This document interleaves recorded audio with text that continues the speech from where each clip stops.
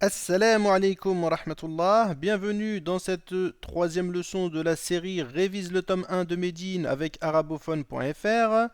Donc au cours de cette troisième leçon, ce que nous avions vu principalement, c'est l'article défini elle. L'article défini elle. Nous avons comme base dans les mots arabes des noms qui sont indéfinis. Par exemple ici, kitabun.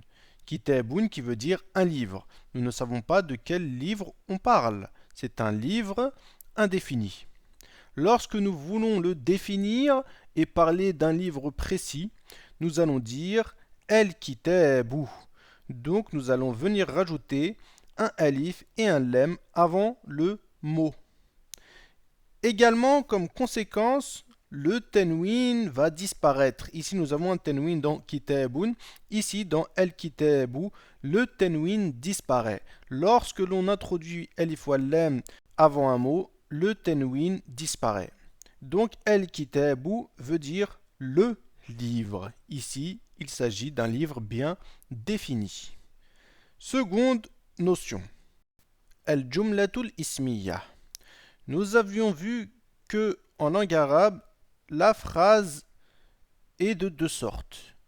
Soit une phrase nominale, jumlatun ismiyatun, ou bien soit une phrase verbale que l'on verra ensuite. Donc ici, ce qui nous importe, c'est al-jumlatul ismiya. La jumla al-ismiya, la phrase nominale, est toute phrase qui commence par un nom. Par exemple, ici, El kitabu kabirun. Donc cette phrase, elle commence par un nom. El kitabu, c'est donc une phrase nominale, une jumlatun ismiyatun. Et le premier de ces deux noms s'appellera al-mubtada. C'est un mubtadaun. Et le second, celui qui va venir ramener l'information, qui va venir compléter, ici El kitabu. Comment il est ce kitab? Kabirun, il est grand. D'accord? Donc kabirun, c'est un khabarun. C'est un khabarun. C'est une information. D'accord?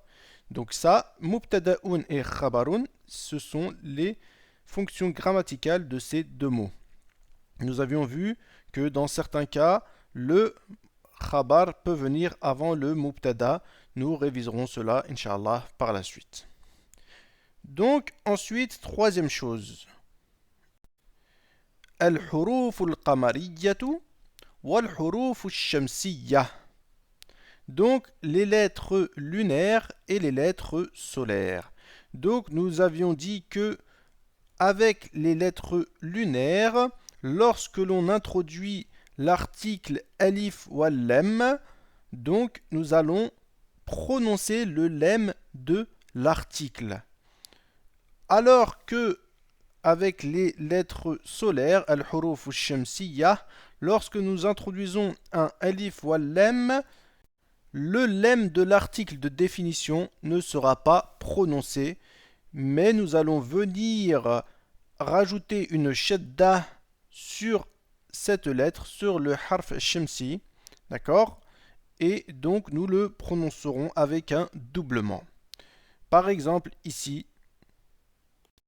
nous avons el-qamaru, el-qamaru, donc c'est le mot qamarun qui veut dire lune. Donc le qaf ici fait partie des huruf al-qamariyya. Donc nous allons prononcer le lem. Nous dirons el-qamaru, el-qamaru, d'accord? A contrario ici, le shin de ash-shamsu fait partie des huruf ash-shamsiyya. Donc vous avez vu ici, je n'ai pas mis de soukoun sur le lem parce que on ne la prononce pas, d'accord? Et nous allons venir doubler ici la première lettre, donc le shin ici en l'occurrence, nous dirons ash-shamsu, ash-shamsu, d'accord? Alors que le mot de base c'est shamsun, shamsun. Donc sans shadda sur le shin. Et ce sera ainsi pour toutes les lettres ici et ici. Voilà, c'est tout pour cette leçon. Je vous dis à la prochaine leçon, Inch'Allah. Wassalamu alaikum wa rahmatullahi wa barakatuh.